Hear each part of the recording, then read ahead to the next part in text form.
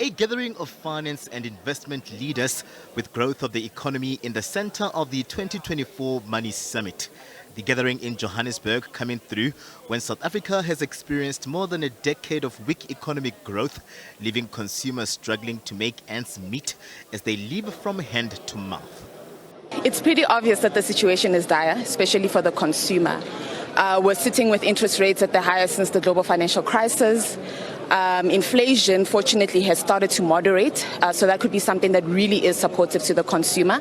We see over the next quarter, or at least 4 quarters, that inflation could actually fall below 4.5%, according to our current projections. If you think about it, most people who do not earn a lot of money spend most of their money on food. So with high food inflation, that was something that really weighed on those consumers. But the risk has not only remained in that area of households in terms of income spectrum. We've seen it shifting upwards. Even your more affluent households are also now starting to struggle with their debt repayments. This has been attributed to various impediments to economic growth, including crime, corruption, energy, and other structural issues. Those at the Money Summit believe with a greater focus, the country's economy can start picking up momentum in the near future, with a belief that an interest rate cut could be on the cards. We need a growing economy to absorb more people into the labor market, and through that process to build lives out of income, and also build more sustainable debt profiles through elevated levels of income.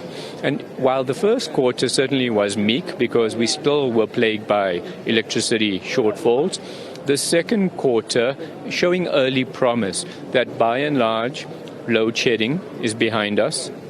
And I suspect prospectively, South Africa is not likely to experience power rationing.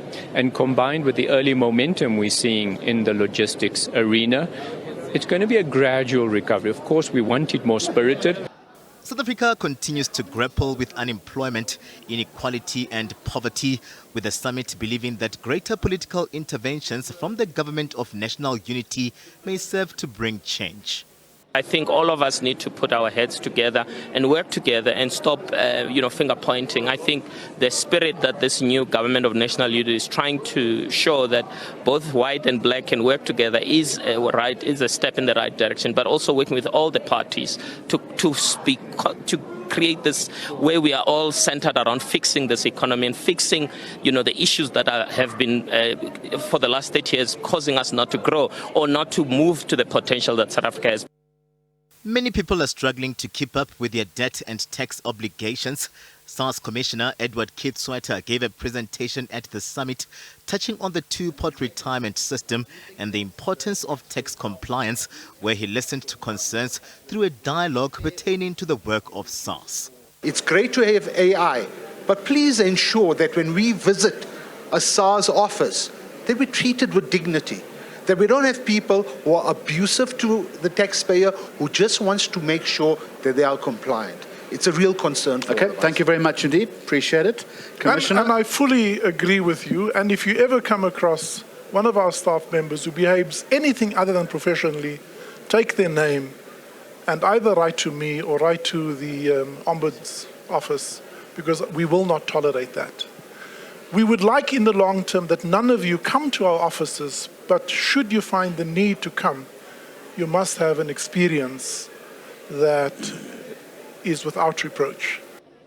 Government encouraged to support small businesses and fix infrastructure issues in attracting investments for the creation of jobs. The Money Summit drawing to a close with commitments to actionable interventions from industry role players on growing the country's economy.